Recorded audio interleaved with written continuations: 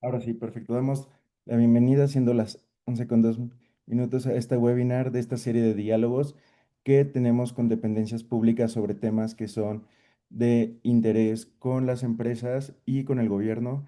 En este caso, nos acompaña la Comisión de Salarios Mínimos con el director técnico Marco Gómez. Nos acompañan también Elba López, experta en salario vital y salario digno por la OIT, y Alejandra Padilla, que es nuestra experta en este tema, en salario digno. Ella se encarga de llevar el grupo de aprendizaje entre pares sobre esta medida y cómo implementarla. Creemos que este va a ser un gran panel y, por ejemplo, estaba viendo que según datos del INEGI, los salarios representan el 32% del PIB y la Comisión Nacional, que es la encargada de regularlo, si lo ponemos un ranking entre las instituciones que más presupuesto manejan del presupuesto federal, tendríamos como en IMSS en primer lugar, Pemex está en el sexto, la UNAM está en el lugar 17 y la CONASAMI, que se encarga de regular algo que afecta el 32% de nuevo del Producto Interno Bruto, es el lugar 720. O sea, es de las dependencias con uno de los presupuestos más pequeños, pero con uno de los mandatos más interesantes. Como saben, en parte del cuestionario dejamos una sección de preguntas, ya seleccionamos algunas, pero al terminando la participación de los ponentes, siéntanse libres de escribir sus preguntas en el chat para que los ponentes puedan responder. También si alguien quiere hacer alguna pregunta más sensible, quiere que sea privacidad, pueden mandárnoslas en privado a Jocelyn o a mí y nosotros las leemos y las anonimizamos. Y pues con eso le quiero dar la palabra a Alba López, que es la experta de la Organización Internacional del Trabajo en este tema. Bueno, muchas gracias, Alejandro, y voy a compartir mi pantalla. Espero a ver si la pueden ver bien. Si no es así, me dicen. Y además aquí me enseñó Alejandro el truco para que para que yo me pueda ver. Sí, se ve bien. ¿Se ve bien? Sí. Eh,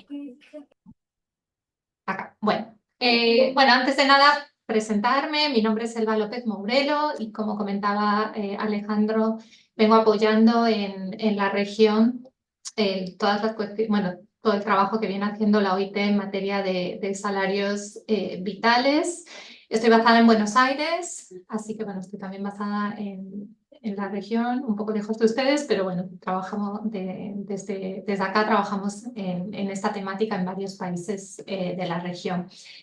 Bueno, comentar antes de nada, lo primero es que nosotros usamos el concepto salario vital, así en la OIT, bueno, tradujimos del español living wage, se tradujo como salario vital en la OIT, pero bueno, entendemos que el concepto que se usa mayoritariamente en México, al igual que en otros países de la región, es salario digno y simplemente aclarar que para nosotros es un concepto, es el mismo concepto, lo usamos de manera indistinta y en el marco de esta presentación lo estaremos usando también de manera equivalente, por decir que, bueno, en mi presentación van a ver principalmente salarios vitales, salario vital, porque es así como se tradujo en la OIT.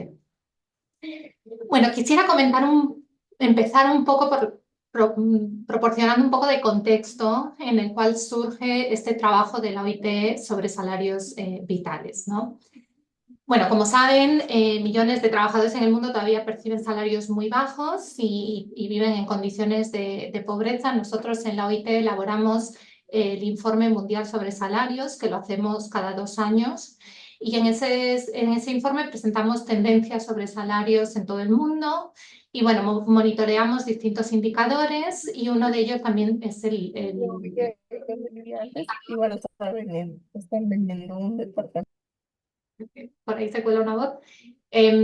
Contaba que eso, que monitoreamos varios indicadores y entre ellos se encuentra el indicador que hace referencia a cuántos trabajadores cuántos trabajadores con un salario se sitúan por debajo de la línea de pobreza. Y lo que observamos es que este valor todavía es muy alto en la mayoría de las regiones y en muchos países, ¿no?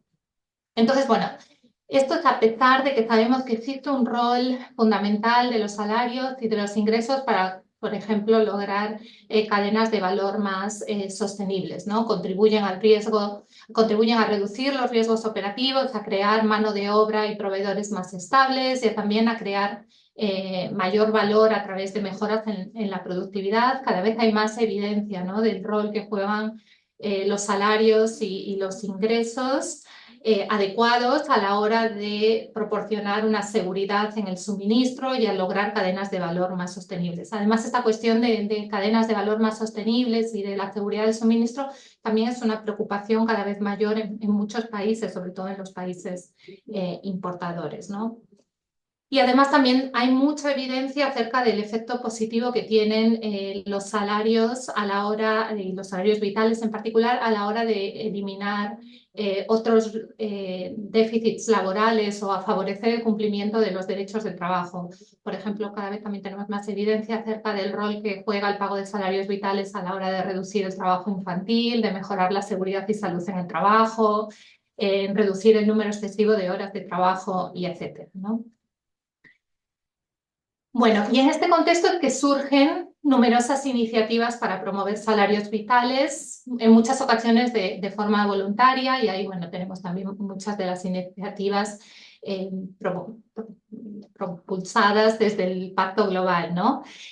Ahora, también lo que nos encontramos cada vez en mayor medida son directivas europeas, por ejemplo, y compromisos de minoristas que incluyen debida diligencia obligatoria en materia de salarios vitales. Entonces, bueno, como que conviven estas iniciativas voluntarias también con iniciativas que cada vez tienen como, digamos, un compromiso más obligatorio, sobre todo en lo que tiene que ver con estas directivas y compromisos de minoristas.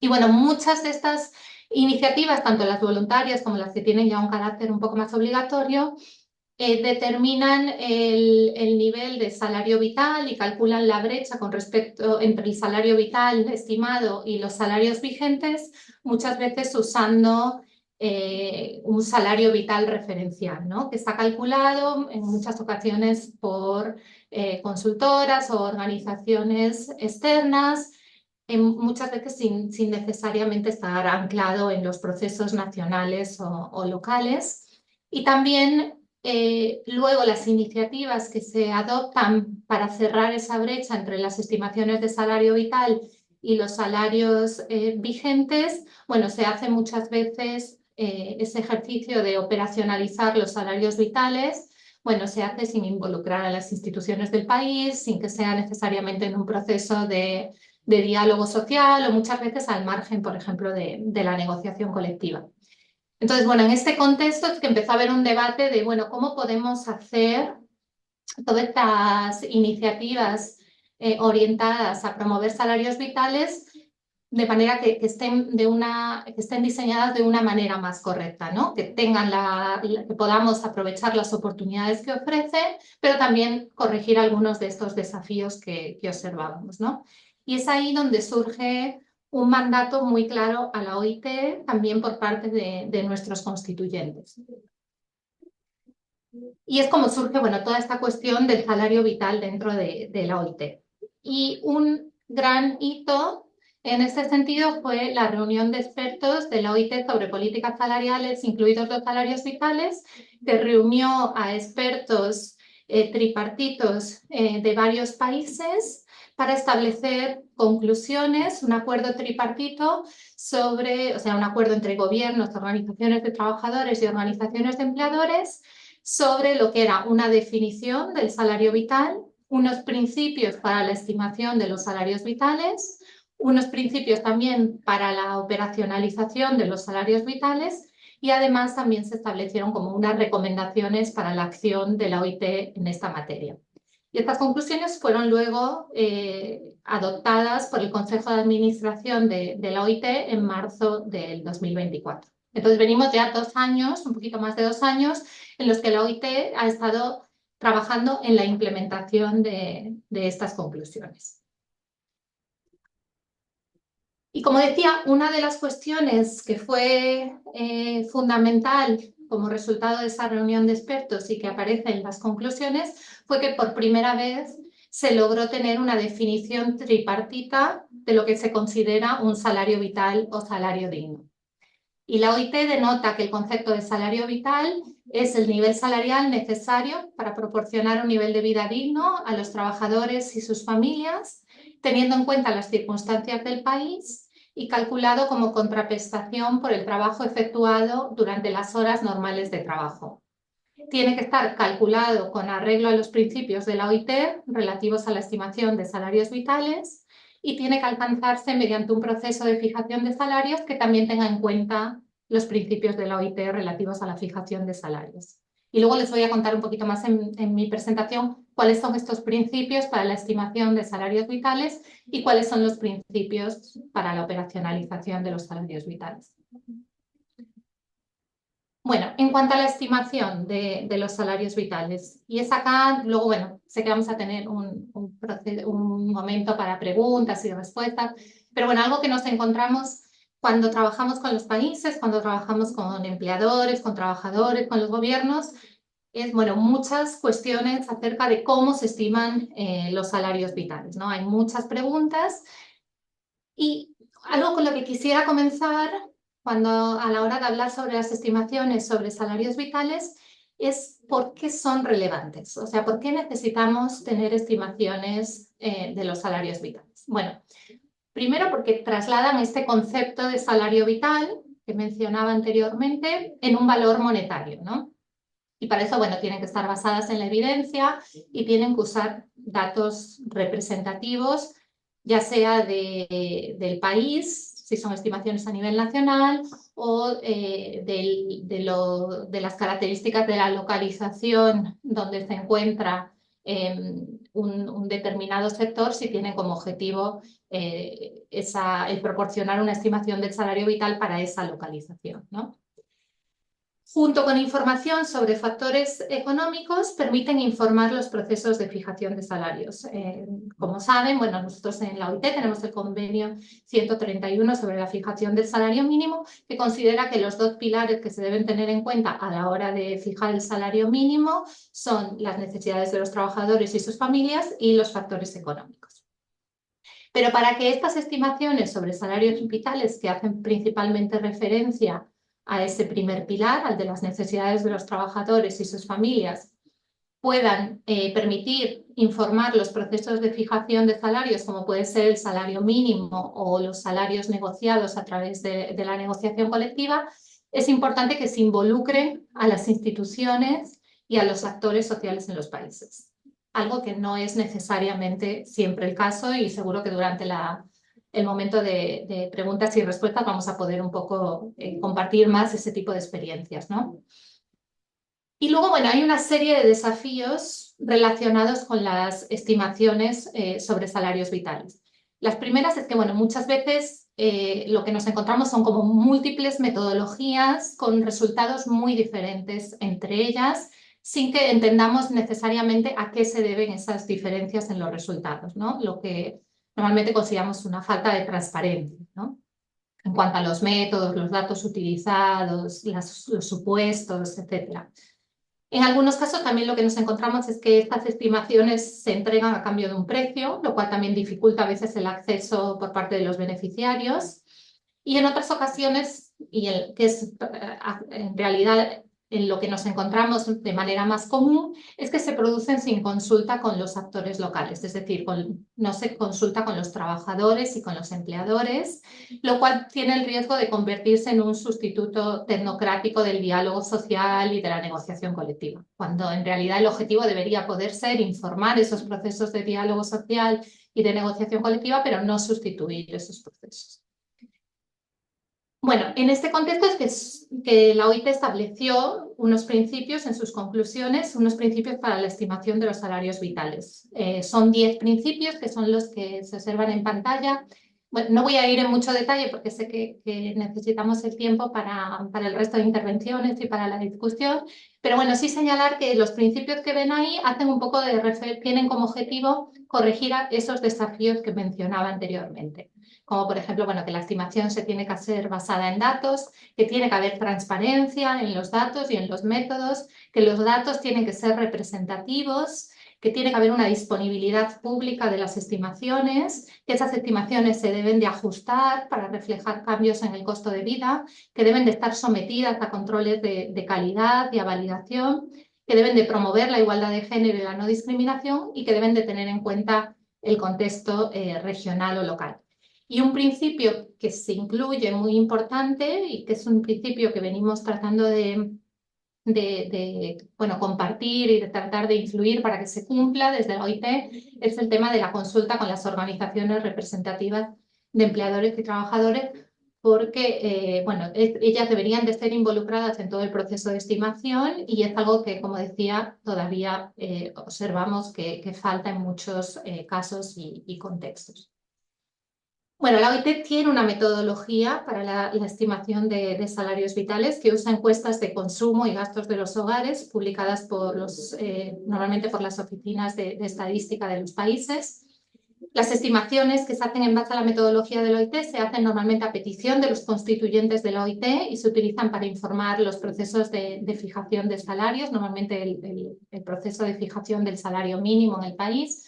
Y una buena práctica que venimos estableciendo en varios países es transferir este conocimiento, esta metodología de la OIT a las oficinas de estadística nacionales o a las unidades técnicas de los ministerios de trabajo para su aplicación y que sean estas unidades las que utilizan la metodología de la OIT para estimar los salarios vitales y proporcionar estas informaciones a los consejos de salario mínimo o a los organismos que se encargan luego de la fijación de salarios. Bueno, no voy a ir mucho en detalle en la metodología porque seguro que vamos a tener oportunidad de intercambiar luego durante la parte de preguntas y respuestas, pero bueno, normalmente el método que utilizamos para la estimación del salario vital con la metodología de la OIT es que primero se establece cuál es el costo de las necesidades por persona, ese costo se multiplica por el número de personas promedio en el hogar, el que se considera el número de personas promedio en el hogar, y esto se divide por el número de adultos por hogar que contribuyen con un salario, ¿no? Y de este modo se obtiene el salario vital. A la hora de establecer cuál es el costo de las necesidades de un hogar, bueno, identificamos 4 componentes que son alimentación, vivienda, atención de salud y educación y otros gastos esenciales. Nosotros utilizamos para el caso de la alimentación y de la vivienda un método normativo que lo que hace es establecer, digamos, un estándar de lo que sería considerado una alimentación adecuada y para esto utilizamos estándares fijados por la FAO y la Organización Mundial de la Salud, y en el caso de la vivienda establecemos lo que sería un estándar para una vivienda digna, también utilizando información y los estándares que fija ONU Habitat. Y una vez que tenemos el estándar, establecemos cuál sería el costo de cubrir con ese estándar. Y eso sería lo que se correspondería con el costo necesario para cubrir las necesidades de alimentación y de vivienda.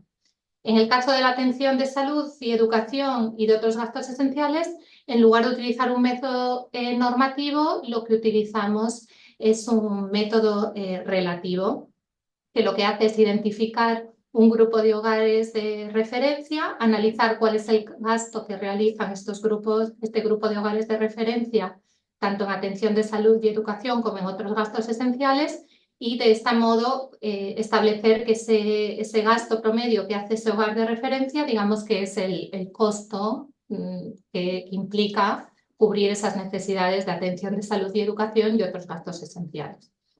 Normalmente, en cuanto al supuesto de tamaño familiar, consideramos la media nacional redondeada hasta el siguiente valor entero, y en cuanto al número de adultos que trabajan en la familia, normalmente consideramos un valor normativo de 1,5 adultos que trabajan a tiempo completo por familia, pero para los estudios nacionales también proporcionamos estimaciones para un adulto que trabaja por familia o para 2 adultos que trabajan por familia. Y en cualquier caso, todos los supuestos siempre están sometidos a la negociación y a la validación por parte de nuestros constituyentes, ¿no? Es siempre un proceso en el que vamos como compartiendo los distintos supuestos, estimaciones, y hay siempre un proceso de validación de cada uno de ellos.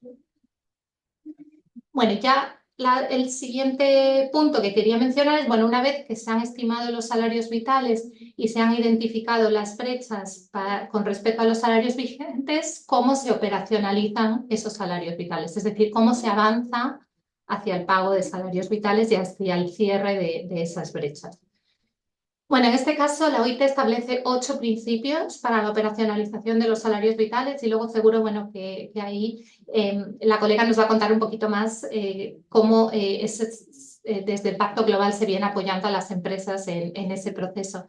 Nosotros en OIT, para esa operacionalización de los salarios vitales, consideramos 8 principios principales. El primero es la consideración de las necesidades de los trabajadores y sus familias, es decir, esa consideración de la estimación del salario vital, pero también de los factores económicos. En ese proceso de operacionalización y a la hora de diseñar una hoja de ruta para cerrar las brechas, es importante tener en cuenta también los factores económicos, ¿no?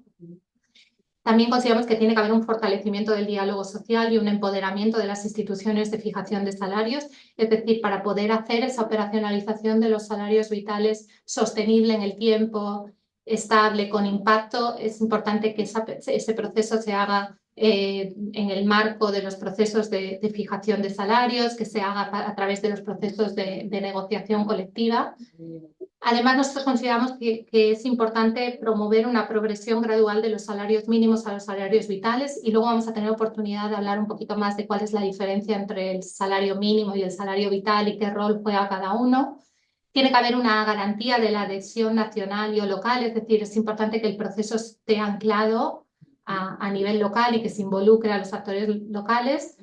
Asegurar la igualdad de género y la no discriminación, utilizar datos y estadísticas sólidos y fiables para la aplicación de un enfoque empírico, considerar las causas fundamentales y los retos de los bajos salarios, es decir, es también importante tener en cuenta las cuestiones de productividad, retos como puede ser la informalidad, que es importante también en muchos de los países de la región, y luego el reconocimiento de la función del Estado, ¿no? Y cada vez también tenemos más debate en torno a esta cuestión, ¿no? Bueno, ¿cuál es el rol del Estado también a la hora de proveer servicios públicos que hacen también, que afectan a las necesidades de los trabajadores y al costo que tienen que asumir los trabajadores a la hora de cubrir las necesidades? Es decir, no es igual si los servicios de salud o de educación están proporcionados por el Estado que si los trabajadores lo tienen que cubrir de su bolsillo. Entonces, el rol del salario también es diferente, ¿no?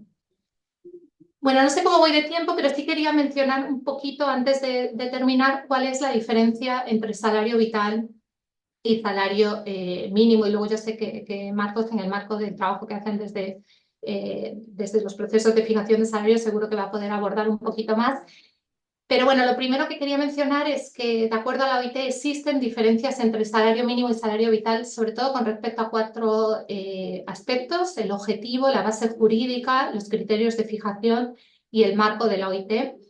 En cuanto al objetivo, bueno, el salario mínimo tiene como objetivo proteger a los trabajadores ante salarios extremadamente bajos, mientras que el objetivo del salario vital podemos decir que es un poco más ambicioso, que es garantizar que los trabajadores y sus familias puedan permitirse un nivel de vida digno. Es decir, no estamos hablando solo de que puedan superar el umbral de pobreza, sino que puedan tener además un nivel de vida digno, ¿no? La base jurídica, bueno, en el caso del salario mínimo, como saben, está establecido por ley o por convenio colectivo vinculante. En el caso del salario vital no es vinculante legalmente o no en la mayoría de los casos, a excepción de, como observamos, de que cada vez existen también mayores directivas que están tratando de promover este aspecto un poco más obligatorio, pero digamos que a la mayoría de las ocasiones se trata de un cumplimiento voluntario. En cuanto a los criterios de fijación, en el caso del salario mínimo, como decía, el convenio 131 de la OIT establece que hay 2 pilares a considerar: las necesidades de los trabajadores y sus familias y los factores económicos. En el caso del salario vital está fijado fundamentalmente considerando solo las necesidades de los trabajadores y sus familias, entre ellas las necesidades de alimentación, vivienda, salud, educación y otros elementos esenciales. Y en cuanto al marco de la OIT, bueno, en el caso del salario mínimo está regulado por el convenio 131 de la OIT sobre la fijación de salarios, que fue adoptado en 1970. En el caso del salario vital estarían las conclusiones de la reunión de expertos de la OIT sobre políticas salariales, incluidos los salarios vitales. Bueno, a pesar de estas diferencias que existen entre el salario mínimo y el salario vital, sí es importante entender que hay un rol de los salarios mínimos a la hora de lograr los salarios vitales, ¿no? Y que los principios de la OIT para la operacionalización de los salarios vitales, como mencionaba anteriormente, incluyen también esta promoción de la progresión gradual de salarios mínimos a salarios vitales. Entonces, bueno, los salarios vitales deberían alcanzarse mediante los procesos de fijación de salarios. Esto contribuye a que el proceso sea más sostenible y tenga mayor impacto y además empodera a las instituciones y a los actores locales. Y si los sistemas de fijación de salarios mínimos se fortalecen en conformidad con el convenio 131, y esto significa que se ajustan de manera regular, tienen en cuenta las necesidades de los trabajadores y las familias y los factores económicos, se hacen a través de consultas tripartitas y etcétera, bueno, es muy probable que podamos tener sistemas de salario mínimo y niveles de salario mínimo que sean muy cercanos a los niveles del salario vital, como es, por ejemplo, en el caso de Costa Rica, que nosotros hemos hecho recientemente estimaciones sobre lo que sería el salario vital a nivel nacional, e incluso para una familia de tres, el salario mínimo del país se sitúa ligeramente por encima del salario vital. Bueno, luego acá compartirles muy rápidamente algunos de los recursos que tenemos en la OIT para apoyar todo el trabajo sobre salarios vitales, desde metodologías hasta estadísticas, formaciones y un programa de la OIT sobre salarios vitales que apoya a los constituyentes que así lo demanden sobre esta temática. Bueno, yo termino acá. Muchas gracias y quedo atenta al proceso luego de preguntas. Vale, muchísimas gracias, Elba. Ahí nosotros ya identificamos algunas preguntas, ya están apartadas, no se preocupen. Ahora le damos paso a Ale Padilla, que les recuerdo es nuestra consultora y quien se encarga de implementar el grupo de aprendizaje entre pares sobre este tema. Entonces ella conoce de primera mano, ahora sí que de la teoría a la práctica y cómo lo vive. Ale, el micrófono es tuyo. Muchas gracias, Alejandro. Bueno, es un gusto para mí estar acá y justo creo que un poco tal vez mi presentación va a dar un poco de respuesta a algunas de las preguntas que estoy viendo en el chat, que es, bueno, ese es el marco y muchas gracias, Elba, por darnos el marco y los convenios internacionales y demás, pero ¿qué pasa en la práctica si yo como empresa quiero implementar un salario digno? Entonces, a ver, voy a compartir ahí pantalla. Les cuento un poco, ya estaremos haciendo promoción al final de la sesión, pero bueno, que Pacto Global tiene justo un grupo de aprendizaje en donde hablamos de estos temas. Obviamente ahorita no voy a poder entrar a tanto a profundidad, les voy a dar un abordaje muy general, pero bueno, en donde llevamos de la mano a las empresas en qué deberían estar considerando y cómo, qué se necesita para poder implementar o abrir las conversaciones al interior de sus centros de trabajo respecto a la remuneración digna, salario digno o como lo mencionaba Elba, el salario vital. A ver, algo que es importante y me parece muy importante aclarar y retomo de lo que decía Elba en este momento es, recordemos que salario mínimo y salario vital son dos cosas distintas, ya lo decía Elba. ¿Y por qué son dos cosas distintas? Y me parece que tal vez esto suena obvio, pero no está de más decirlo, y es porque muchas personas ganando el salario mínimo no les alcanza para vivir, ¿no? Y me parece que esa es la conversación que es como importante poner sobre la mesa y el foco. Es decir, ahí, digamos, ahí traigo el dato, pero a nivel global eh, aproximadamente 1.000 millones de trabajadores con lo que ganan en su trabajo y cumpliendo con su jornada completa no pueden tener una vida digna. Es decir, tal vez se quedan al final del mes sin poder cubrir alimentos, tal vez no pueden cubrir la renta, tal vez tienen que vivir en la periferia para poder vivir en lugares que digamos, no tienen condiciones dignas de vida, etcétera, etcétera. Entonces, es decir, tal vez, insisto, suena obvio decirlo, pero vivimos en una sociedad en donde trabajar 8 horas, jornadas completas, no se traduce para todas las personas en poder acceder a una vida digna. Y entonces por eso es tan fundamental y tan importante la conversación en torno al salario digno, a la remuneración digna. Es decir, la pregunta es, ¿cuánto necesita ganar una persona trabajadora? Y ahorita vamos a ver las metodologías, ya lo mencionaba Elba, pero se toma en cuenta los hogares. ¿Cuál es el ingreso que requiere un hogar en cada lugar, cada estado, cada país, para poder tener una vida digna? Ahí, obviamente, toda la definición de la vida digna es complejísima, ya lo mencionaba Elba, pero bueno, se toman en cuenta condiciones de acceso a canasta básica, acceso a vivienda, poder pagar servicios de salud si vives en un país donde el Estado no te da toda la cobertura de salud, poder cubrir temas de educación de hijos e hijas si vives en un estado en donde el Estado no cubre todo eso, etcétera, etcétera. Es decir, entonces aquí lo que es importante y no quiero que se pierda de vista es esa definición de qué es un salario digno varía geográficamente. Es decir, no es lo mismo lo que es un salario digno en Madrid, España, en Buenos Aires, Argentina, en la Ciudad de México, incluso en nuestro territorio nacional.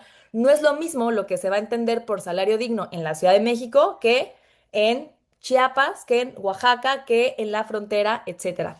Entonces, bueno, ¿cuál es el contexto? En México y lo que nos toca ver en este grupo de aprendizaje, que es, este sería el tercer año que lo hacemos, empezamos en 2025, justo con empresas interesadas en entender este tema, pues es que cada vez hay más empresas que están interesadas en abrir la conversación al interior de sus centros de trabajo e implementar estrategias para garantizarle a todos sus trabajadores y trabajadoras un salario digno. Entonces, bueno, hay empresas ya muy grandes, empresas líderes que están haciendo compromisos públicos. Ahorita les voy a contar un poco más de eso. Y el gran reto para las empresas es, ¿por dónde empiezo?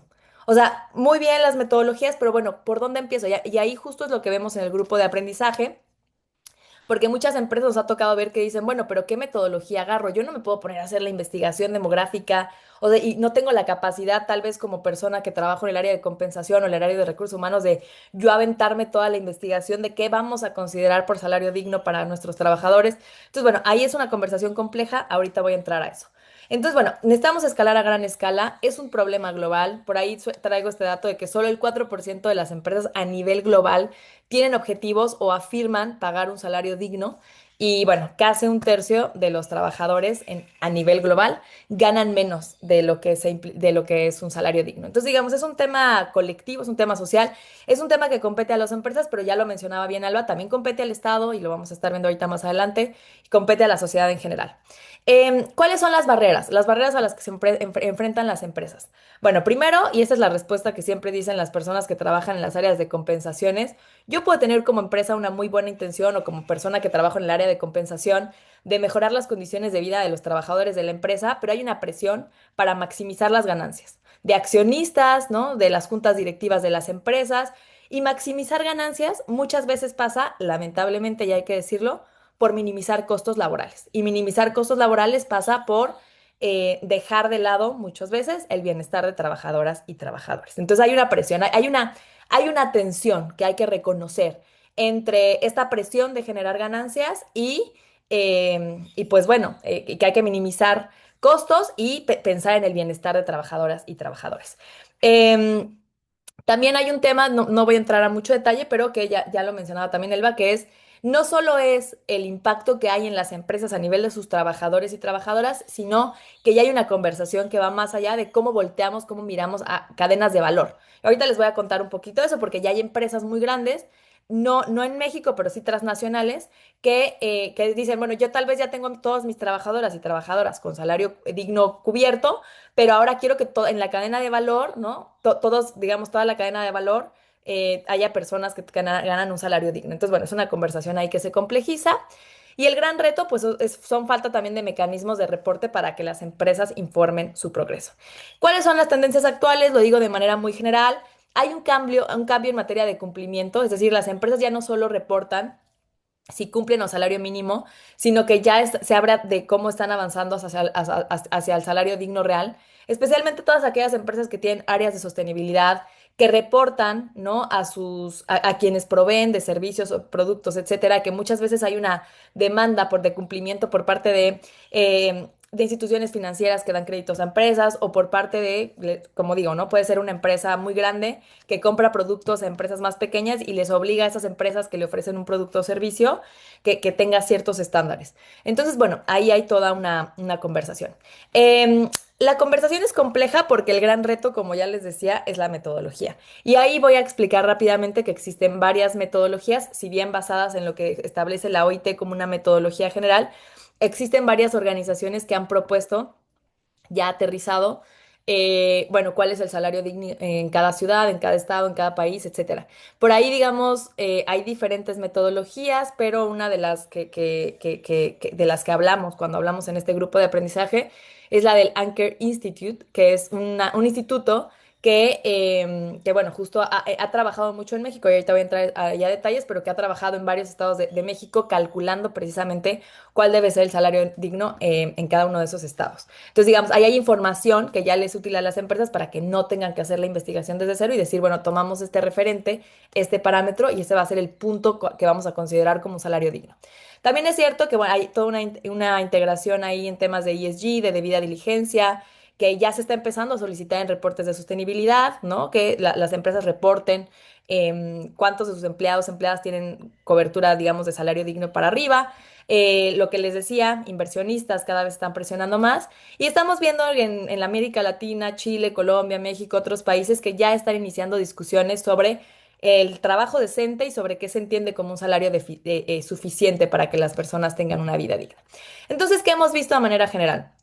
Hay interés de las empresas, pero muchas no saben por dónde empezar. Lo que les decía, o sea, llegan muchas y dicen, yo quiero hacer esto, pero ¿cuál es, cuál va a ser mi punto de referencia de qué estamos entendiendo por un salario digno? Y como les digo, ahí, digamos, una de las recomendaciones que hacemos es, existen varias metodologías, una de las más importantes es el Anker Institute, que además retoma justo las metodologías de la OIT, han hecho varios estudios en México y ya fijan en este estado, en este lugar, lo que se entiende como salario digno es esta cantidad de ingreso por persona al mes, ¿no? Entonces, eso ya permite a las empresas tener un referente o como una vara de qué poner como meta. En lo que hemos visto en México es que las empresas más avanzadas tienen claros los objetivos, pero eso no es algo que se de un día para otro. O sea, una empresa no puede llegar y decir, mañana todos mis trabajadores van a tener salario digno, porque lo cierto es que esto tiene implicaciones en los ingresos. Estamos hablando del dinero de las empresas, ¿no? Del ingreso de las empresas. Entonces, lo que hacen las empresas que ahorita ya están implementando son acciones a mediano y largo plazo. Es decir, en un año, ¿a cuántos de mis trabajadores puedo garantizar que van a estar sobre la línea de salario, lo que vamos a entender como salario digno? En 5 años, ¿a dónde vamos a llegar? Y en cuánto tiempo podemos aspirar a garantizar que todos nuestros trabajadores y trabajadoras van a tener un salario digno. Entonces, digamos, se hace una estrategia a manera de ruta temporal de ir cada vez subiendo un poco, pero con una meta a mediano, estamos pensando 3, 5 años, algunas empresas lo plantean incluso hasta 10 años para llegar a esa meta del 100% de trabajadoras y trabajadores con cobertura de salario digno. Y lo cierto es que las empresas que están avanzando en ese sentido, bueno, reportan una mayor lealtad de trabajadores, mayor productividad, digamos, porque son acciones que garantizan y que apelan al bienestar de sus equipos de trabajo. Y lo cierto es que, y ya lo mencionaba en un inicio, el gran reto está en las personas accionistas, en las juntas directivas de las empresas. Y lo que nos ha tocado hablar con muchas empresas es que si altos mandos de la empresa no están convencidos del tema, pues difícilmente se avanza en esto. Las empresas que hoy están logrando avances y que están pudiendo tener ya rutas de acción muy bien planteadas, muy bien establecidas para llegar a cobertura de todos sus trabajadores y trabajadoras con salario digno en cierto plazo de tiempo, es porque tienen el apoyo total de las personas en cargos directivos, de las juntas directivas, de accionistas, etcétera, con un convencimiento de que lo importante es el bienestar de colaboradoras y colaboradores y no nada más la generación de la ganancia, ¿no? Entendiendo que si generas bienestar para tus equipos, también generas un retorno eventualmente económico en términos de productividad, lealtad y demás. Entonces, bueno, digamos, esos a grandes rasgos lo que yo les quería compartir de lo que hemos observado en los grupos de aprendizaje.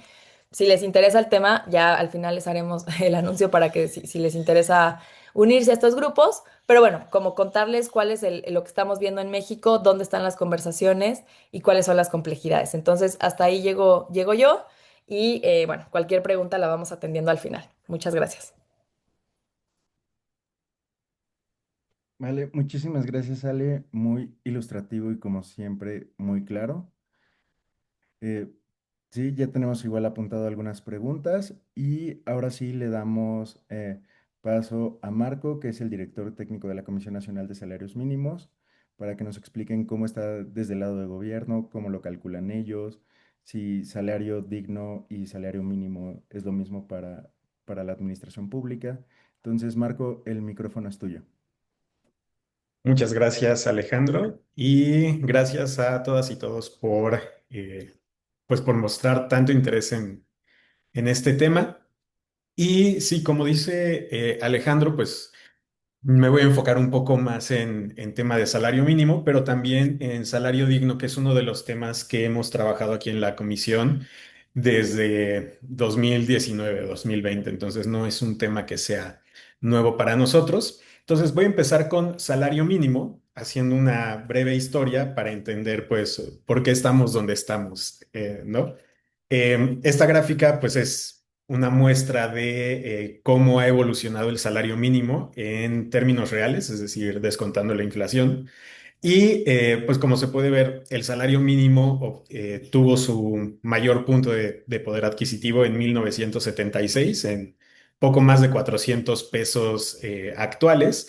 Y ahorita, en la mayor parte del país, pues el salario mínimo diario es de 315 pesos con 4 centavos y en la zona libre de la frontera norte de 440 pesos con 87 centavos. En términos mensuales, esto significa que en la frontera norte es de 13,400 pesos aproximadamente y en el resto del país es de 9,580 pesos. Y pues esta gráfica es muy reveladora porque muestra cuál ha sido la historia que ha tenido el salario mínimo. Ahorita voy a entrar un poquito más en detalle, pero podemos ver cómo después del máximo que alcanza en 1976, pierde aproximadamente 75% de su poder adquisitivo y luego se mantiene prácticamente estancado desde finales de los 90 hasta 2016. Y conectándolo un poco con lo que nos comentaban Alejandra y Elba, pues esta gráfica lo que muestra es a cuánto equivale el salario mínimo en términos de la línea de pobreza por ingresos, que es la que utilizaba antes Coneval y que ahora utiliza el INEGI para calcular la pobreza en el país. Y vemos cómo, pues hasta prácticamente 2018-2019, una persona que ganaba el salario mínimo en México pues estaba destinado a estar en pobreza, ¿no? No cubría ni siquiera una canasta, bueno, lo que ahora hemos estado llamando una canasta básica, pero no cubría ni siquiera una vez la línea de pobreza por ingresos hasta que empieza esta recuperación en los últimos años. Actualmente, en la mayor parte del país puede adquirir casi dos canastas de las que considera INEGI, 2 veces la línea de pobreza y en la frontera norte es un poco más alto, 2,7 veces la línea de pobreza. Y ahora, la historia del salario mínimo en México pues ha pasado por varias etapas. El mandato que tenemos en la Constitución está ahí desde 1917, cuando se promulga la Constitución vigente, pero tuvo varios problemas para poder ser implementado el salario mínimo. De hecho, entre 1917 y 1934 muy pocos municipios, porque se definió que la fijación iba a ser a nivel municipal.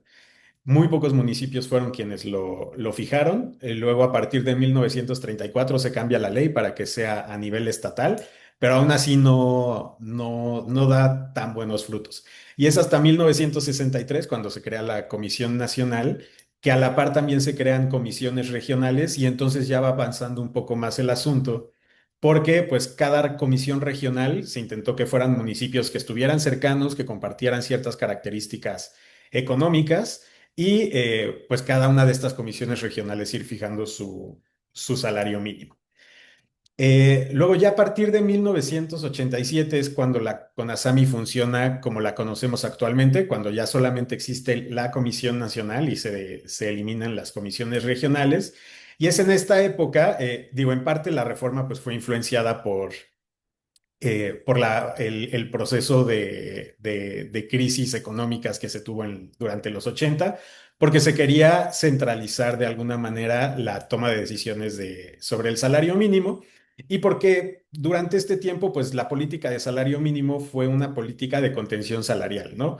En esta década de los 80, donde la inflación, pues, estaba prácticamente desbordada, se tenía esta idea de que si el salario mínimo no crecía tanto, quizá podríamos contener un poco la inflación. Entonces, pues se dejó que el salario mínimo perdiera su poder adquisitivo.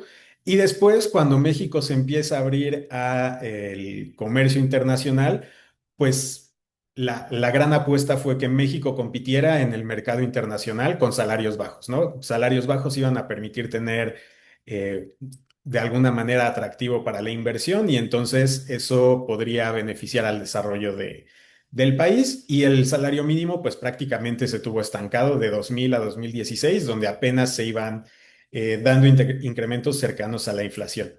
Ahora, en parte es cierto que en esas épocas el salario mínimo sí podría tener un efecto inflacionario porque estaba principalmente atado a cosas como el pago de multas, de hipotecas, cuestiones que estaban vinculadas sobre todo en el ámbito federal. Y es entonces cuando, incluso desde 2010, 2012, se empieza a impulsar, pues que se desvincule todos estos ordenamientos legales del salario mínimo. Y es hasta 2016 que efectivamente se da esta desvinculación, se crea la unidad de medida y actualización, y entonces el salario mínimo puede empezar a crecer.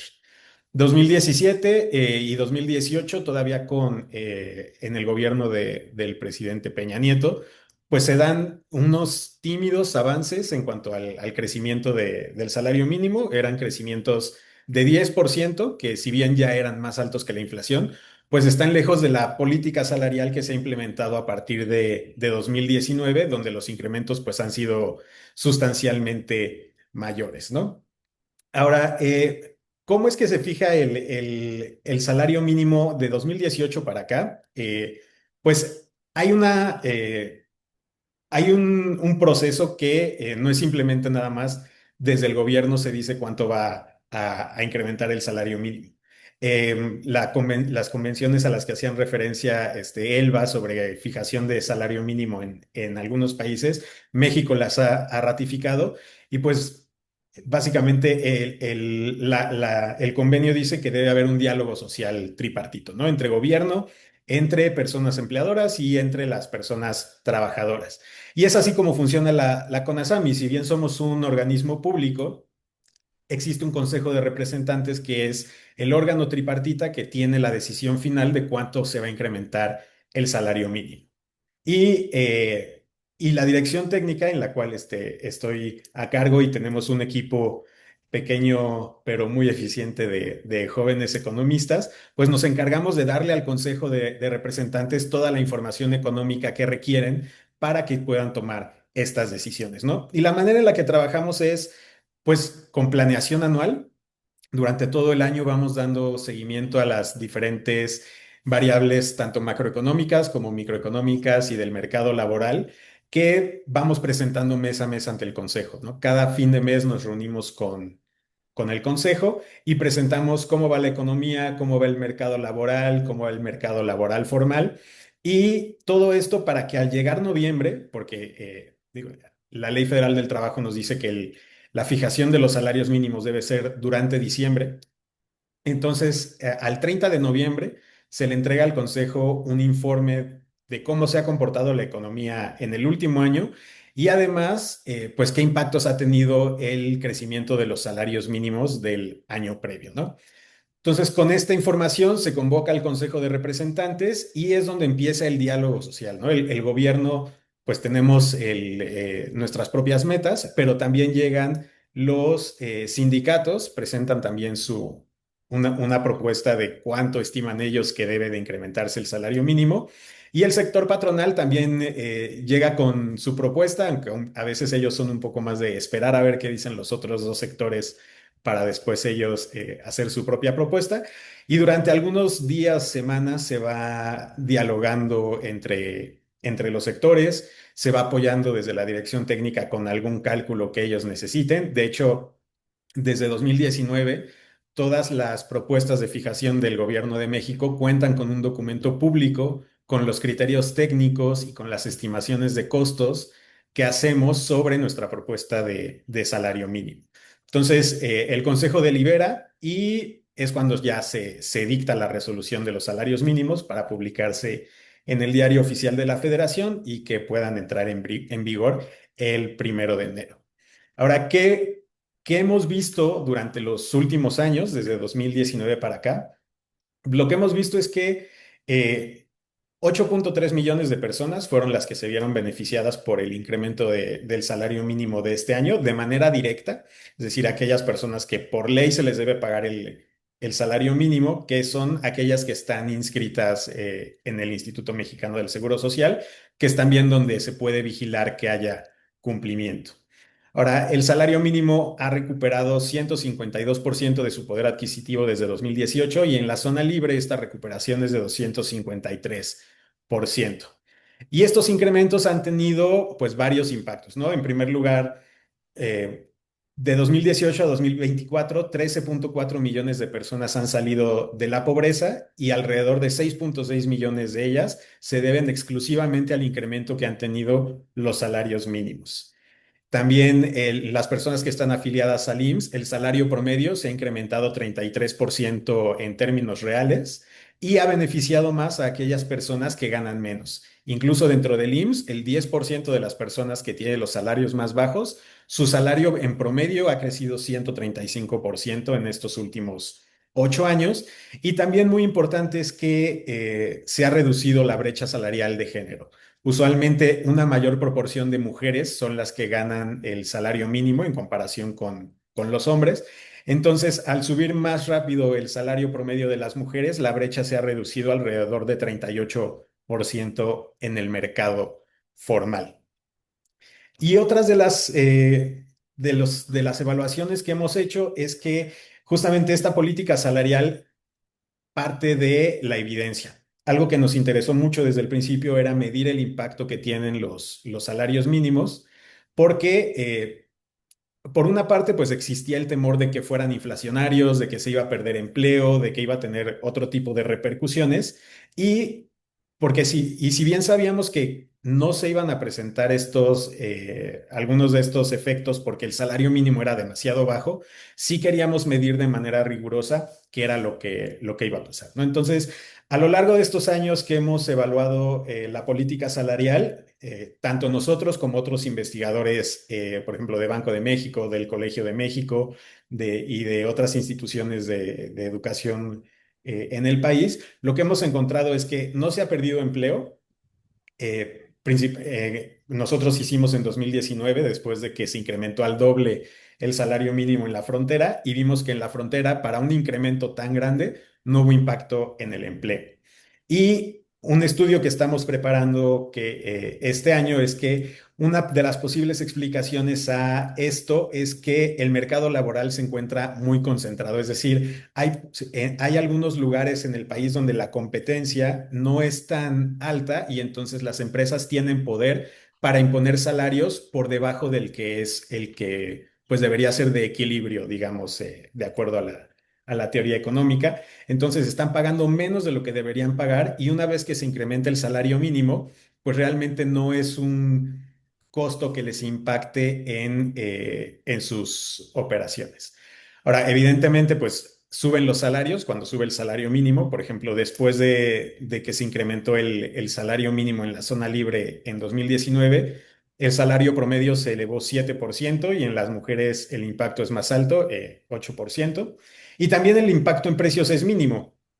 Si bien en la zona libre de la frontera norte, cuando se duplicó el salario mínimo, también hubo un incentivo fiscal donde tanto el ISR como el IVA se redujo a la mitad y son incentivos que todavía están vigentes, lo que se vio es que incluso en aquellos productos que no pagaban IVA, el impacto que tuvo el salario mínimo fue o nulo o muy pequeño. Entonces, pues sí, no hemos encontrado tampoco un impacto muy elevado en precios. Y también en otros estudios que se han realizado muestran que no ha habido un efecto sobre la formalidad. También la brecha salarial de género se reduce más en aquellos municipios donde los salarios son más bajos. También reduce el flujo de personas que pasan de situación no pobre a pobre y además no afecta la probabilidad tanto de participar en el mercado laboral e incluso aumenta la probabilidad de tener un empleo formal, que es algo a lo que también no solo la política salarial, sino el resto de políticas laborales que se ha implementado desde la regulación de la subcontratación, el cambio que se ha dado para el pago de PTU, la reducción de la jornada laboral, los cambios en el sistema de pensiones, hacen que el empleo formal se vuelva más atractivo. Entonces, pues a grandes rasgos, estos son los efectos que ha tenido la política salarial y, de nuevo, basado en la evidencia. Ahora, el objetivo que tenemos hacia 2030, y también es algo que pues que como gobierno hemos sido muy claros en decir cuáles son las metas, es para que también las empresas puedan anticiparse a cuál es la trayectoria que el gobierno va a proponer al Consejo de Representantes, ¿no? En el Plan Nacional de Desarrollo de esta administración, tenemos un indicador que es el número de canastas básicas que puede adquirir el salario mínimo. Y de nuevo, canastas básicas se refiere a la línea de pobreza por ingresos del INEGI y el objetivo es que sean 2.5 canastas.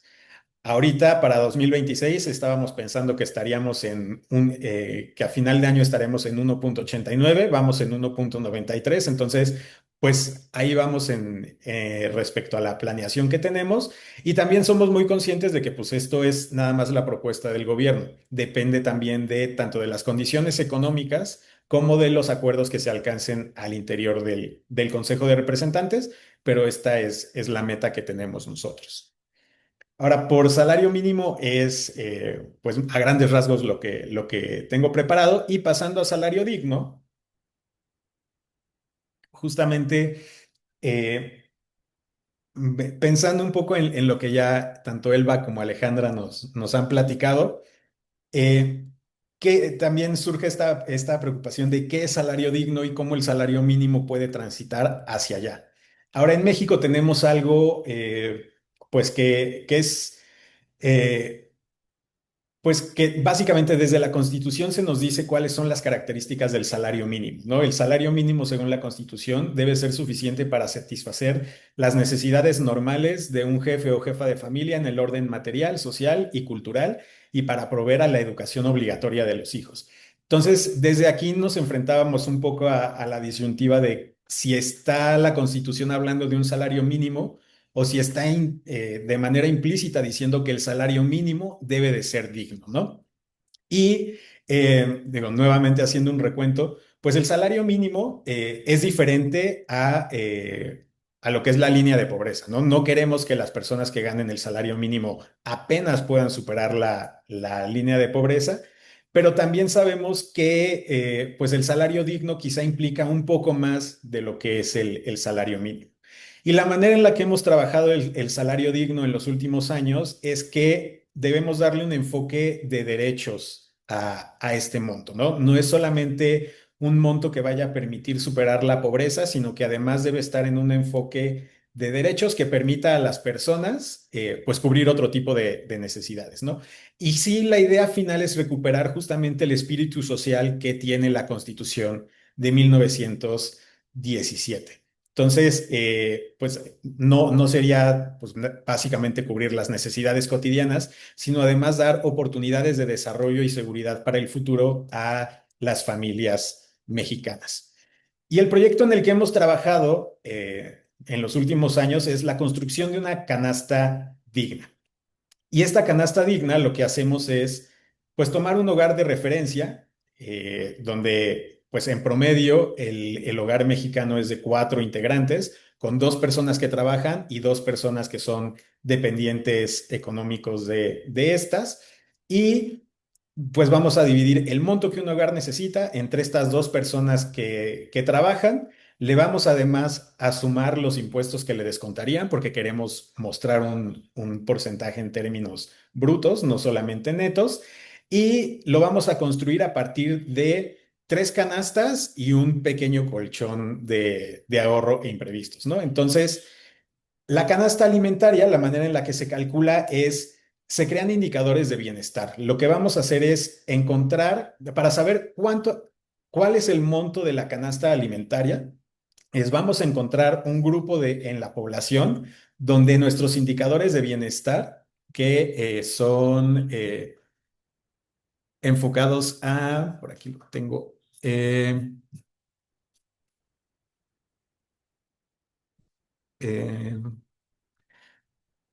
que tengan,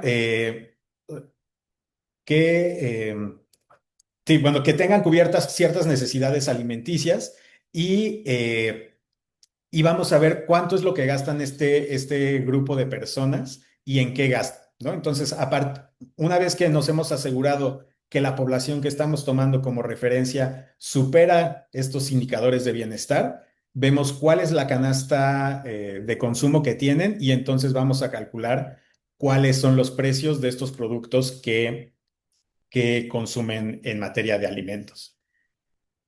Y una de las cosas que tiene esta canasta es que la podemos dividir tanto para el ámbito rural como para el urbano y además por entidad federativa. Ahora, para calcular la canasta de vivienda, nuevamente partimos de indicadores de vivienda digna establecidos por ONU Habitat y además algunos otros indicadores de Coneval. Y lo que hacemos es ver nuevamente un grupo de la población donde estos indicadores de vivienda estén superados y utilizando un modelo econométrico, vemos para este grupo cuánto estimamos que están pagando en los gastos de vivienda, ya sea tanto renta como en el pago de la luz, agua, predial, los servicios básicos que requiere una vivienda. Y tenemos una tercera canasta, que es la canasta de no alimentos y no vivienda. No hemos encontrado un nombre un poco más atractivo, pero es justamente todos aquellos gastos que son salud, educación, transporte, recreación. Y lo que vamos a hacer es construir una relación entre el gasto de vivienda y el gasto corriente que tienen los hogares para poder establecer cuánto es el monto que se gasta en estos rubros. Y finalmente, tenemos un colchoncito de ahorro e imprevistos porque no solamente queremos que las personas con este ingreso puedan cubrir estas necesidades básicas, sino que pues también puedan hacer frente a eventualidades que se puedan presentar en el hogar, ¿no? Entonces, después de hacer estos cálculos, lo que encontramos es que, por ejemplo, en el ámbito urbano, para el consumo de la canasta alimentaria se necesitan alrededor de 12,000 pesos al mes.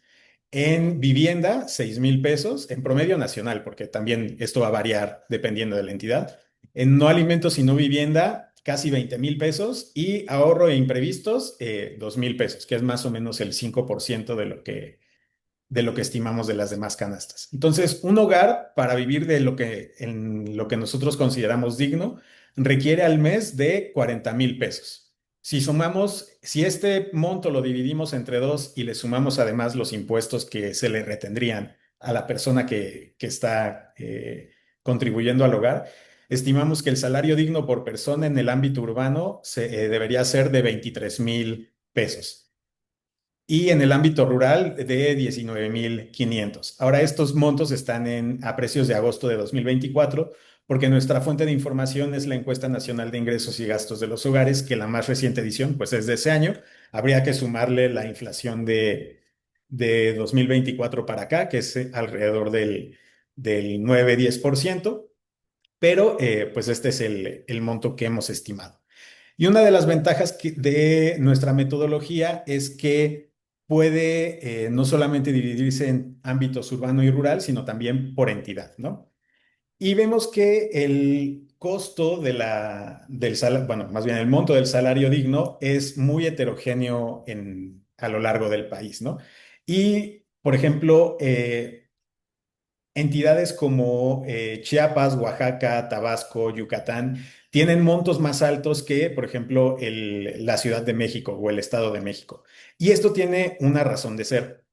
Nosotros cuando estamos evaluando cuál es el grupo que ya supera los indicadores de carencias y de bienestar que les mencionaba, en estos estados donde pues los salarios y la pobreza se encuentran pues mucho y el combate a la pobreza se encuentran más rezagados, pues los hogares que cumplen con estos umbrales están en una parte de la distribución del ingreso más alta.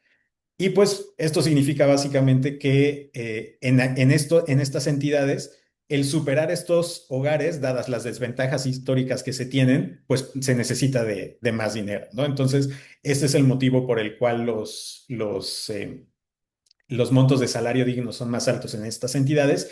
Y una vez que la metodología se vaya actualizando con nueva información, si las políticas son efectivas para ir levantando a personas de la pobreza, se van superando las necesidades que tienen, pues tendrá que ir tendiendo a converger con las demás entidades, ¿no? Entonces, digo, a grandes rasgos es la manera en la que nosotros vemos el salario digno y Ahora, algo muy importante es que no, si bien estos números son altos, por ejemplo, en el te- en términos urbanos, equivaldría a 765 pesos diarios, mientras que el salario mínimo ahorita está en 315 pesos, pues es un salto muy alto y es un salto que no se va a dar ni de aquí a 2030.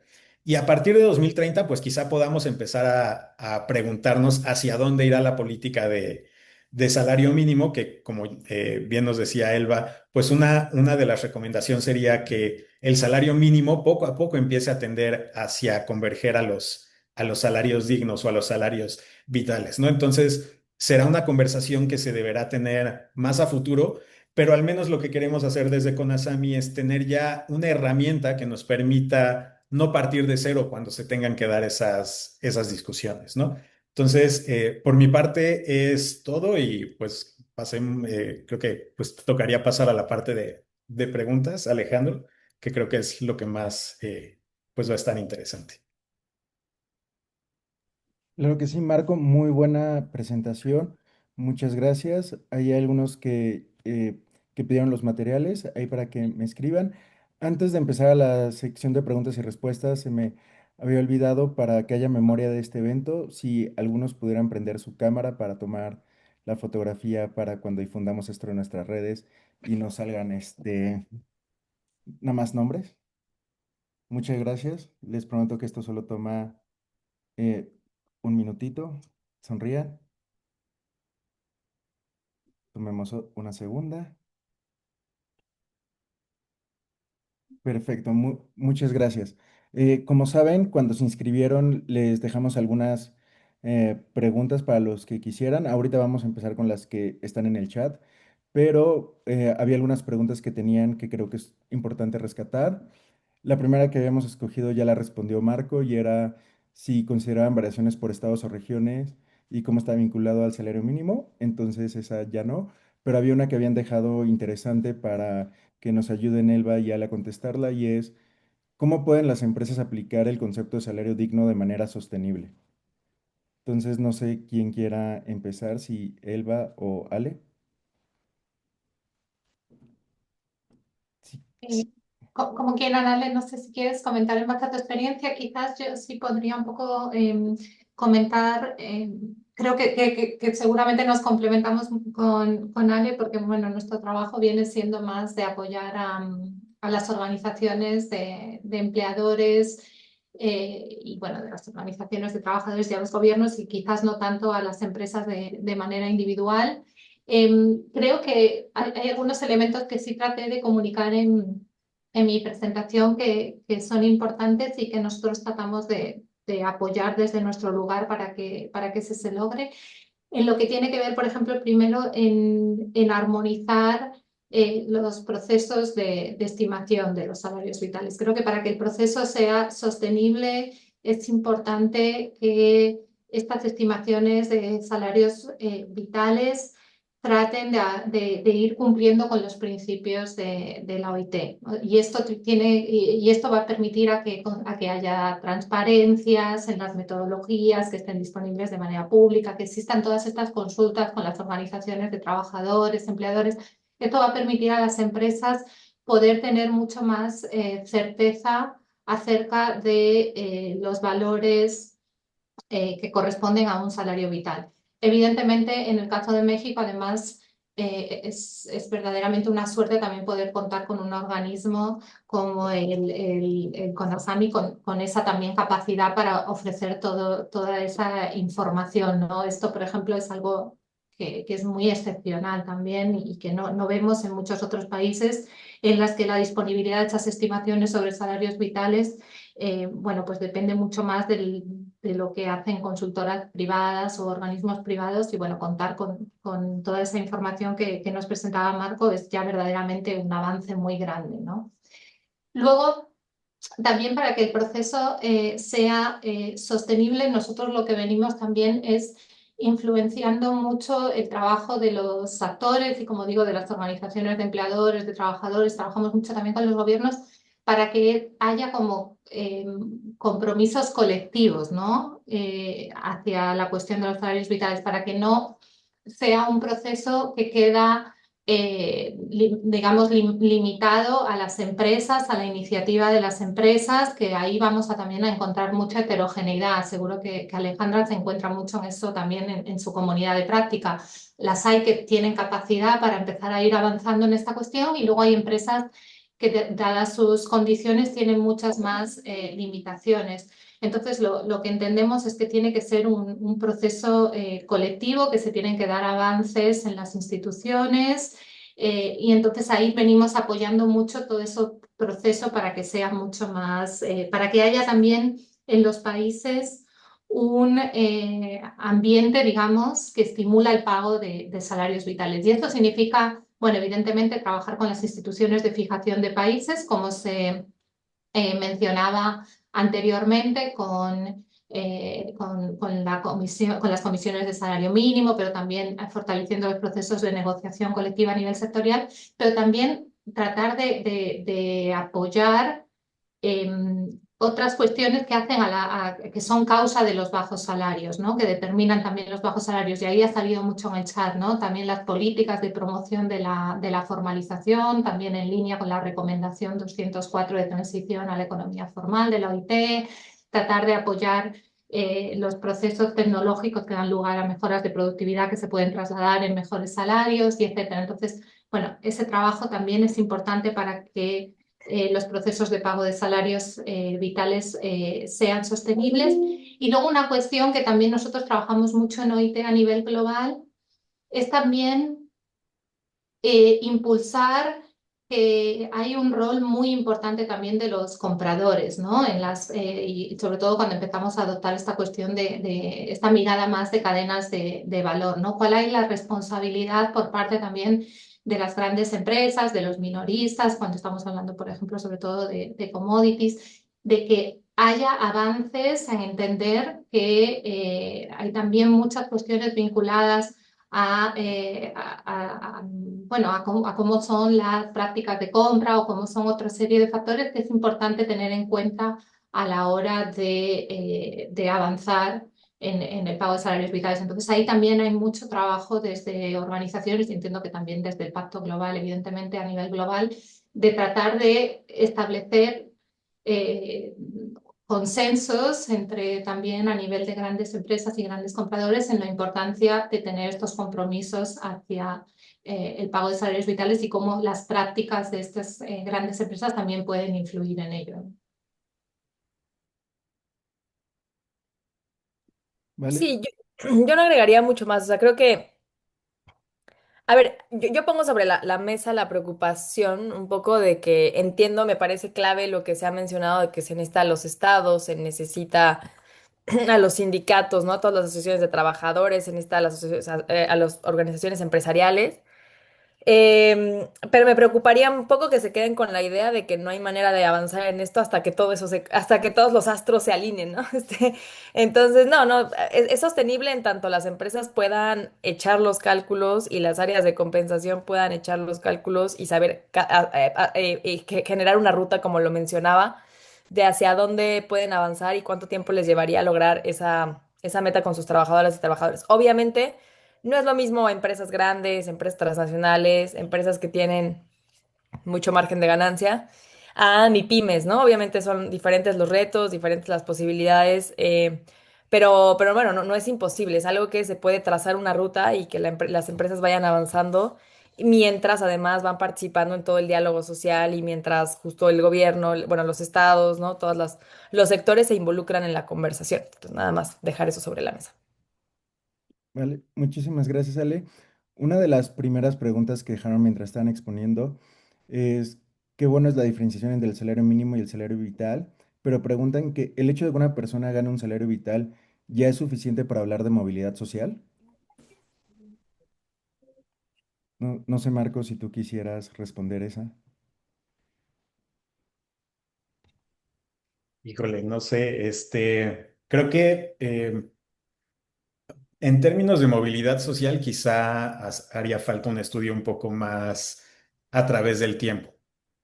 Lo que hemos visto en los estudios de movilidad social que se han hecho en el país, digo, CONASAMI no tiene estudios sobre el tema, pero por ejemplo el Centro de Estudios Espinosa Iglesias, creo que es de las instituciones que lidera esos estudios, pues se han mostrado que, pues básicamente, si naces pobre, pues te vas a quedar ahí toda tu vida y si naces en el quintil más rico, pues ahí vas a seguir, ¿no? La movilidad social es poca.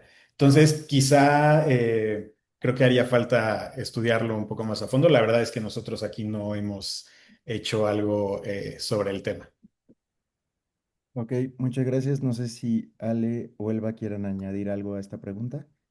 Yo creo que quizás a lo mejor desde la parte más conceptual, porque coincido con Marco, yo tampoco tengo conocimiento de estudios que hayan abordado la relación entre el salario vital y la movilidad social, pero bueno, quizás sí es importante que desde el punto conceptual y eso cuando establecimos la definición tripartita se discutió mucho entre los expertos que formaban parte de esa reunión en que el concepto de salario vital hace referencia no solo al trabajador, sino también a las necesidades de la familia. Es decir, se trata de un nivel salarial que permite cubrir las necesidades de los trabajadores y sus familias, entendiendo bueno, que permite que toda la unidad familiar tenga un nivel de vida digno, con lo que eso implica también de cara a la movilidad social. Y luego, además, dentro de la propia, de los componentes que se tienen en cuenta a la hora de definir el salario vital y, como digo, también en estas conclusiones de la OIT, se fue muy claro de que era importante que entre esos componentes que definen las necesidades eh, que hacen, o sea, los componentes que hacen a las necesidades de los trabajadores y sus familias, se tuvieran cuestiones en cuenta, cuestiones no solo relacionadas con la alimentación o la vivienda, sino también con la educación, con la salud, con otros bienes y servicios esenciales que también entendemos juegan luego un rol muy importante en esa movilidad social. Entonces, bueno, evidentemente nos falta todavía mucha evidencia empírica, pero sí hay, digamos, desde el concepto de salario vital, elementos que nos permitirían, al menos de manera hipotética, establecer un vínculo con la movilidad social, luego evidentemente a testear en los datos, ¿no? Vale, muchas gracias, Elba, para ir intercalando entre las primeras y las últimas preguntas. Aquí hay una que nos hacen de, cuando una empresa identifica brechas, ¿qué criterios recomiendan para priorizar acciones? Puestos con menor ingreso, puestos con mayor rotación, mayor vulnerabilidad o mayor impacto operativo. ¿Cuál A sería ver, como... aquí, si quieren contesto rápido, me parece que aquí hay que tener, no queda claro a qué brechas estamos refiriéndonos, pero digamos la metodología para que una empresa hoy que se quiera plantear apostarle a salarios dignos sería que tenga claro, o sea, que tenga así tal cual el Excel de empleadas y saber exactamente cuántos están arriba y cuántos están por abajo de eso que se define como sueldo digno, dependiendo qué metodología tomamos, ¿no? Pero esa sería, digamos, como el primer paso y ya de a partir de ahí saber qué porcentaje de mis trabajadores están por encima, qué porcentaje de mis trabajadores, trabajadoras quedan por debajo y con eso se empieza el plan. Digamos, ya hablar de brechas de género y demás es no me gustaría meterme ahorita porque creo que es una conversación que abre otras, ¿no? Otras vertientes aparte. Pero bueno, ese es mi comentario. Vale, muchas gracias, Ale. Una de las preguntas que hubo voy a intentar agruparlas en varias, es que el aumento del salario mínimo, ¿qué efectos, o sea, en el sector formal? Pero como la política salarial actual, ¿qué ha pasado con la informalidad? ¿Se ha disminuido? ¿No ha habido un aumento? ¿Cómo estamos en ese tema, Marco, entre los aumentos del sector formal y los salarios informales? Sí, la tasa de informalidad es pues muy alta en el país, ¿no? Actualmente está en 55% y alcanzó el máximo por ahí de 2012 y había estado disminuyendo de 2012 hasta 2024. De 2024 para acá está estancada, no ha incrementado sustancialmente, está pues más o menos estable, pero sí a la par que se habían estado dando estos incrementos salariales, había estado reduciéndose la informalidad. Ahora, no tenemos un estudio específico de el impacto del salario mínimo en la informalidad. Sí, el salario promedio en la informalidad es mucho más bajo que en el sector formal y que el salario mínimo. Me parece que está en 7,500 pesos mensuales el salario promedio en el sector informal, mientras que el salario mínimo es de 9,500, ¿no? Entonces, pero sí hemos visto que el salario promedio del empleo informal se ha incrementado de manera importante y a veces incluso más rápido que en el sector formal. Lo que creemos es que el salario mínimo, incluso en el sector informal, donde pues no se tienen las herramientas para vigilar el pago del salario mínimo, pero sí de alguna manera sirve como una señal de cuánto debería de pagarse. Entonces, ahora que el salario mínimo ha estado subiendo, también en el mercado informal ha habido incrementos. Ahora, también es importante decir que el sector informal en México tiene sus particularidades. Por ejemplo, muchas veces, pues básicamente el mercado informal es muchas veces negocios familiares, ¿no? Entonces, incluso de las propias ganancias que entran a los negocios familiares, no es que se reparta en salario, sino que sirve para la subsistencia del propio hogar. Entonces, pues sí, tiene un poco esos matices que se deben considerar, pero creemos que sí ha servido al menos como una señal para que los salarios en el empleo informal también suban. Ok, igual como en siguiendo como este orden de nuestras preguntas, tenemos otra en el chat, igual quien guste responderla, es ¿de qué manera se considera la perspectiva de género en la determinación del salario mínimo y su actualización? Creo que tienes, ya. Sí, ya. Pues en teoría no debería de haber un tema de género porque pues también la propia legislación dice que a trabajo igual se merece salario igual, ¿no? Entonces no debería de existir una diferencia. Ahora bien, lo que hemos visto es que sí hay diferencias, ¿no? Como les mencionaba, una mayor proporción de mujeres que trabajan está en niveles más bajos, pero y por eso mismo ha beneficiado más el salario promedio de las mujeres. Ahora, otras maneras en las que sí se podría impactar es, por ejemplo, Conasami, además de un salario general, tiene 61 salarios mínimos profesionales. Y algo que todavía no hemos implementado, pero es algo que, pues, desde la dirección técnica creemos que puede servir para el combate a las brechas de género, es que estos salarios mínimos profesionales se aprovechen para dar un mayor impulso a aquellas ocupaciones que están altamente feminizadas, ¿no? Pero, digo, es una propuesta que a final de cuentas siempre depende de lo que se decida de manera tripartita. Y justamente en estos momentos el Consejo de Representantes está discutiendo cómo seguir con la implementación de estos salarios mínimos profesionales, ¿no? Entonces, son algunas de las ideas que nosotros hemos propuesto, pero pues hasta ahorita no hay algo bien definido. Alejandro, no sé si pudiese complementar un Sí, poco en por relación favor. también a las estimaciones de salarios vitales, porque bueno, nosotros en OIT, como mencionaba en mi presentación, tenemos una metodología para la estimación de los salarios vitales que es muy similar a la que presentaba Marco, que siguen en la CONASAMI. Nosotros actualmente, nuestra metodología de base, que era la que presentaba anteriormente, identificaba los componentes de alimentación, vivienda, educación y salud y otros bienes y servicios esenciales. Y en el caso de educación y salud y otros bienes y servicios esenciales se seguía un enfoque relativo, es decir, no se establece un estándar para que se deba cumplir y luego se establece cuál es el costo de cumplir con ese estándar, sino que se utiliza como referencia el gasto que hace en promedio un grupo de referente de hogares en esos componentes.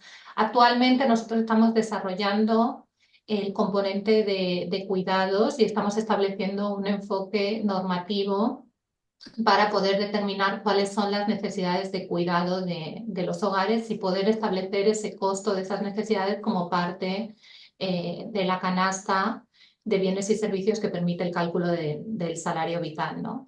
Y esto también permite, se trata de incorporar la perspectiva de género también en las estimaciones de los salarios vitales, porque sabemos que no adoptar este enfoque normativo con respecto a las necesidades de cuidado se puede también traducir en que, bueno, los salarios que se establezcan como salarios vitales son salarios que quizás pueden ser insuficientes a la hora de cubrir estas necesidades de cuidado, que al final se traslada, como observamos en la mayoría de los países, en una mayor carga para las mujeres. Entonces, digamos que también cuando en la OIT hablábamos del principio de igualdad de género y no discriminación en las estimaciones de los salarios vitales, también está relacionado con incorporar esta perspectiva a la hora de establecer cuáles son las necesidades de los hogares y las familias y establecer métodos que permitan capturar bien esas necesidades, ¿no? Ok, muchas gracias, Elba. Creo que yo te había llegado una en privado, ¿no? ¿O cuál era Sí, la que crees? sí, Por sí, favor. sí. Nos va a hacer esta pregunta y una más, ¿ok? Para ir dando nuestro cierre. La pregunta es, ¿cuáles son los incentivos que se ofrecen a las empresas para garantizar el salario mínimo o aumentar el ingreso de las personas trabajadoras? Marco mencionó algunas para la zona fronteriza.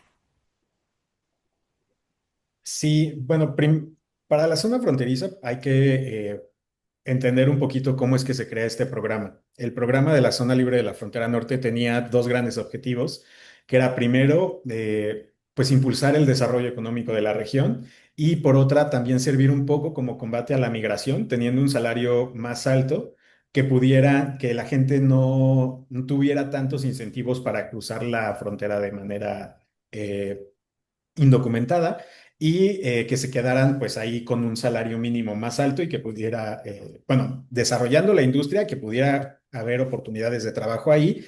Y fue por esto que se redujeron los impuestos a la mitad, IVA e ISR. Y la política salarial entró como una segunda idea. No fue que para duplicar el salario mínimo se redujeran los impuestos, sino una vez que se reducen los impuestos, pues eso le reduce los costos de las empresas y eso va a incrementar pues las ganancias. Y históricamente lo que se ha visto es que una vez que aumentan las ganancias de las empresas, no siempre eso beneficia a las personas trabajadoras. Entonces, duplicar el salario mínimo fue una manera de compartir ese ahorro en costos que tendrían las empresas. Entonces, no es tanto que la baja en salarios hubiera sido como un incentivo para costear el aumento del salario mínimo, sino que el salario mínimo fue una manera de una política de justicia social para poder democratizar un poco más esos ahorros en costos que tuvieran las empresas. Entonces, pues en ese sentido, dado que los beneficios fiscales se han mantenido en la frontera norte, es que el salario mínimo en esa zona también siguió subiendo a un ritmo, pues manteniendo esa brecha que aún se mantiene, ¿no? Entonces, en sí no hay una idea de política de que vaya a haber incentivos, porque además hay que recordar que el salario mínimo, pues es un ordenamiento legal, ¿no? Es lo mínimo que debe pagar una empresa y pues así tal cual. Vale, Marco, muchas gracias. A mí me llegó una que viene cuando estaba hablando Elba sobre la metodología y conocer el contexto, y era qué pasa cuando la empresa tiene un board en otro país y pues no conoce como los contextos latinoamericanos o el contexto mexicano, cómo sacar como data o información para hablar de las condiciones para aumentar el salario aquí o los requisitos. Entonces, no sé si quisieran como compartirnos cuáles son las fuentes de información que utilizan ustedes para estos análisis o al igual que has visto que utilizan las empresas para hacer sus diagnósticos de salario vital.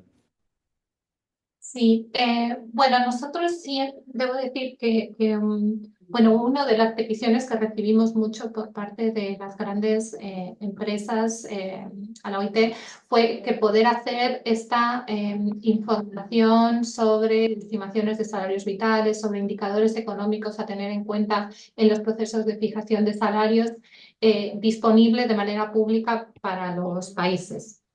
Entonces, bueno, como parte del programa que tiene la OIT sobre salarios vitales, y luego voy a incluir el link en el chat, una cuestión que estamos desarrollando es lo que llamamos el Wage Data Hub, que es una plataforma que presenta datos sobre salarios, estimaciones de salarios vitales hechas con la metodología de la OIT,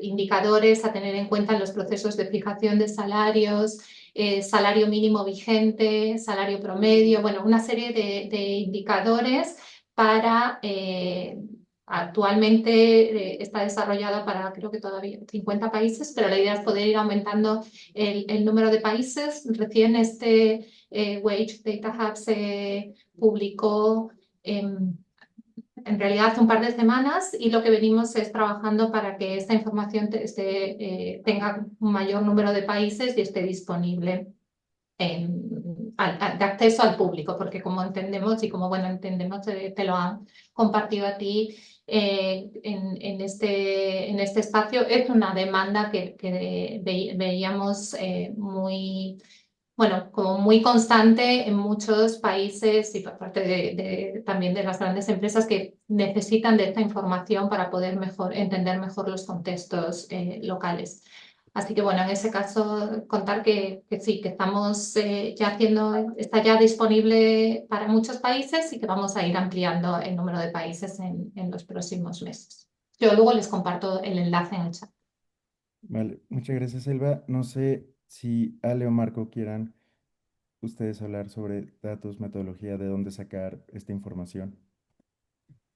No, o sea, justo ahí alineada, muy alineada con Elba, como les decía, hasta ahora en el último grupo que tuvimos el año pasado, la recomendación fue justo usar los datos del Anchor Institute para México, pero bueno, está buenísimo saber que la OIT ya está generando un mapa que permite esa comparabilidad, porque eso precisamente va a permitir a cualquier empresa saber em, eso, ¿no? O sea, tener ese dato de cuál es el estándar, qué dato van a entender por salario digno para empezar a hacer sus estrategias a partir de eso. Vale, muchas gracias. Marco, tengo entendido que con Asami utiliza mucha información pública al alcance de todos. Entonces, Sí, sí, de hecho, con Asami aprovecha principalmente lo que produce INEGI, entonces la fuente de nuestra metodología es la Encuesta Nacional de Ingresos y Gastos de los Hogares. Por ahí veía en el chat que alguien preguntaba sobre dónde se puede consultar nuestros estudios. Nuestra metodología todavía es preliminar. Entonces, de hecho, la versión preliminar está publicada en nuestro sitio. Si buscan el informe mensual de septiembre de 2025, ahí lo incluimos y pues digo, les puede servir para ir viendo más o menos cómo es que trabajamos la metodología y en cuanto esté pues lista, la publicaremos. Digo, pequeño comercial, subimos absolutamente toda la investigación que realizamos a nuestro sitio web, entonces ahí la pueden encontrar. Y, y sí, como decía Alejandra, el Lanker Institute también es un buen lugar de donde sacar la información. De hecho, una de las cosas que hemos visto con nuestra metodología es que cuando hacemos ya el cálculo a nivel entidad, los resultados son muy similares, ¿no? Entonces, pues también es una fuente de información que pueden aprovechar. vale, muchas gracias, Marco. Eh, Aquí me llegó una en privado, ya es la última, lo prometo, pero se me hizo interesante y es que con el aumento de los salarios, pues la brecha con los mandos medios se han ido como adelgazando. Entonces, si tienen algo o si han visto algo ustedes con eso, de que el incremento solo ha sido en los salarios mínimos y no en profesionistas o mandos medios. Sí, de hecho es una de las preocupaciones que tiene el sector obrero en el Consejo. Es algo que estamos trabajando de manera tripartita y pues sí, o sea, no hay un acuerdo aún sobre qué hacer. Digo, desafortunadamente también el mandato legal que tiene la CONASAMI es sobre salario mínimo y pues los sueldos medios y altos pues sí quedan a negociación de las partes, ¿no? Entonces también ahí queda un poco entre tanto sindicatos como personal no sindicalizado y los patrones, pues ir negociando las condiciones. Pero también algo que mencionaba en la presentación, o sea, la ruta que tiene trazada al menos el gobierno de México para 2030, pues debería servirle a las empresas para ir anticipando un poco por dónde es que podría ir el crecimiento de los salarios mínimos e ir pensando en cómo ellos desde sus posibilidades pueden evitar que pues se vaya dando este traslape hacia el futuro.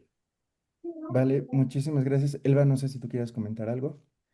No, nada ¿No? más. Yo, de Vale, momento. perfecto. Déjenme, les dejo la encuesta de satisfacción. Es muy importante que la contesten, siempre nos apoya mucho a saber cómo van estos eventos, si les gusta, si les funciona.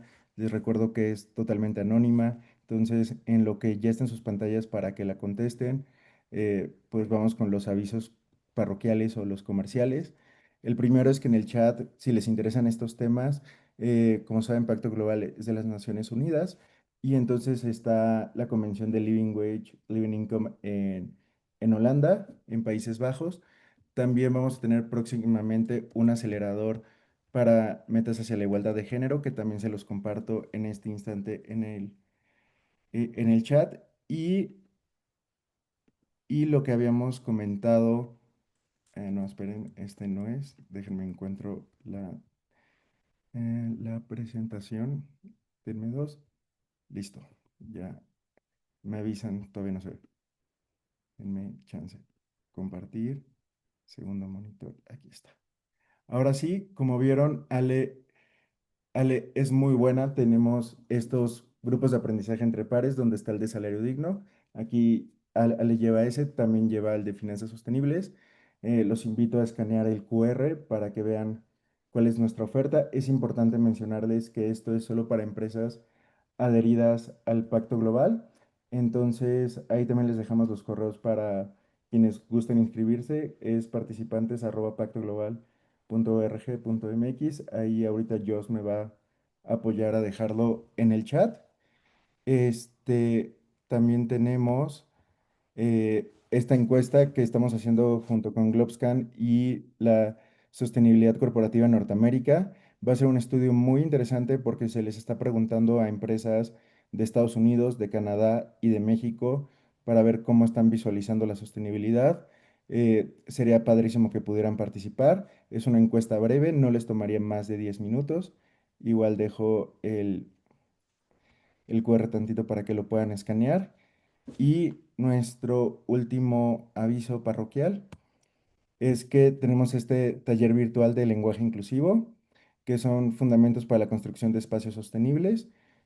Considero que es importante, es con un costo, pero igual por si es de su interés. Muchas gracias a todos por participar. De nuevo, agradezco mucho el tiempo que le hayan destinado a esto, que es un tema muy importante. Y nos déjenme ver cómo vamos en la encuesta. Tenemos 40 votos. Si quieren, con esto damos con terminada la sesión. Voy a dejar la encuesta un ratito más para que tengan esta oportunidad de terminar. Muchas gracias a todos. Muchas gracias, Elba, por tu tiempo. Muchas gracias, Ale, por tu colaboración. Y muchas gracias, Marco. Muy buena explicación por parte de la comisión. Muchas gracias a todos. Hasta luego. Gracias. Chao, chao, buen día. Chao. Gracias. Muchas gracias, hasta luego. Hasta luego, Saludos. gracias. Bye. Gracias, otro día.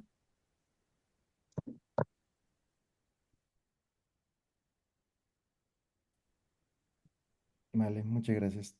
Chao.